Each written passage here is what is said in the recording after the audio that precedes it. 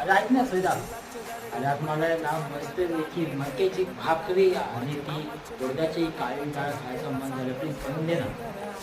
बरं ठीक आहे, बनवते.